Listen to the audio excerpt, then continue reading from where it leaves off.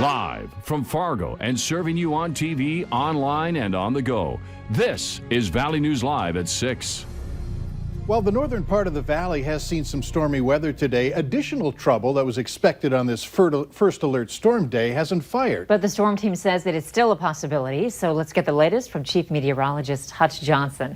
Hutch, what's out there? Well, I'll tell you what, right now, the longer this thing takes to get really rooted, then the better off we all are as far as how many people will have a chance at seeing severe weather. That chance is shifting eastward with every tick of the clock. Now a look at Stephanie's photos here. This was in the Munich, North Dakota area. A lot of water in those gully washers up north. 3 to 6 inches of estimated rain in Cavalier County. Those showers and storms are right now heading into Roseau County, Lake of the Woods, Central Marshall County. You see this backward C shape here? I think gusty straight line winds from the west and northwest will be highly likely from these storms. In fact, they could even touch 50 miles per hour. Pennington County, Red Lake County seeing some developing storms, as is Lakes Country, and our very own Eric Whitehill is keeping his eyes on these storms to make sure, because the atmosphere is volatile tonight. We do have a risk of severe weather. Where you see this enhanced area, we expected numerous severe weather. It hasn't fired yet, but we're going to keep our eyes on the skies. If storms form tonight, know they could bring that damaging straight line wind, hail, and isolated tornadoes cannot be ruled out, as well as some isolated flooding up north. We'll keep monitoring the skies for you tonight. Temperatures will be slipping as we go through the late night hours. The very good news, you guys, is the fact that most of the storm activity should be wrapping up as we head beyond 10 o'clock tonight. No overnight storms the way it looks. All right, thanks, Hutch. The 3 tornadoes in Otter Tail and Wilkin counties last Wednesday had winds topping out at around 115 miles per hour. The first one near Foxholm in Wilkin County and in Otter Tail County was listed as an EF1. It snapped trees and power lines and tore a roof off a shed. The second tornado started near Edwards and traveled to just outside of Otter Tail. That twister uprooted trees and tumbled several RVs and flipped an irrigation system. And the third started near Henning and moved closer to town. That tornado was rated as an EF2 and also flipped an irrigation system and snapped power poles. Luckily, no injuries were reported in any of the tornadoes. The Mahnomen County Sheriff is coming out in support of a deputy after a video circulated on Facebook and allegations of misconduct by the deputy. A man says he was placed inside a patrol car in handcuffs and his sacred items were desecrated during a traffic stop. As Valley News Team's Joshua Peguero explains, the man was never cited or arrested. Eugene Summers says he has not left his home since Saturday morning. I fear for my life. I'm afraid to drive because I know he gets on at 6 o'clock. I'm afraid to drive. I haven't driven. He recorded the aftermath of his interaction with a Mahnomen County deputy, which you see here. When I requested a tribal officer, what did you do?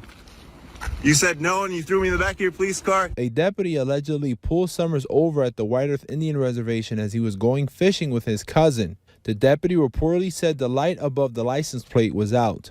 Then the officer claimed he smelled marijuana and asked Summers to get out. He couldn't look into my car and identify if there was any paraphernalia, if my eyes were bloodshot red, if I was slurring my speech. He didn't bring any of that up. All he said is that he had the scent of marijuana and that I need to get out of the car, else I would be pulled out of the car. Summers says he was forcibly placed in handcuffs inside the deputy's vehicle. The officer never found drugs and Summers was never cited or charged. But Summers, who was previously a community service officer at White Earth, says his sacred items were damaged. This is not just a Native American issue. This is a public safety issue. Sheriff Josh Gunther says the deputy acted appropriately and deputies do not have body cams. Gunther adds that the officer previously worked for White Earth Police and knows how to handle sacred items. If they were damaged, it was not intentional. There's federal laws that protect my sacred items from desecration, as what happened. And he's going to be held accountable. Summers says his items were just fine before the incident. At White Earth, Joshua Peguero, Valley News Live. Eugene Summers says he's filing a formal complaint with the Mahnomen County Sheriff's Office. The sheriff says nothing about the stop was abnormal to him. A Cass County correctional officer has been suspended and will have to attend diversity trainings after an insensitive video went viral on social media.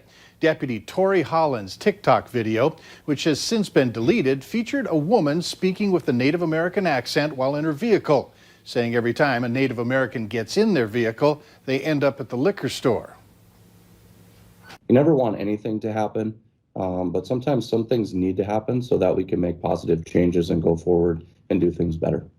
Sheriff Johnner says most of Holland's supervisors recommended she be fired, but he says it was important to get insight from the local Native American community before making his final decision. And he says while leaders were disappointed, they didn't feel that she should lose her job. The sheriff also says Holland has since apologized to him and the entire department for her action. A 19-year-old man will serve more than 12 years in prison for killing someone at a graduation party. Ronald Thompson III of Detroit Lakes was sentenced after pleading guilty to manslaughter and felon in possession of a firearm. According to court records, the shooting took place in June of last year, about 20 miles northeast of Detroit Lakes.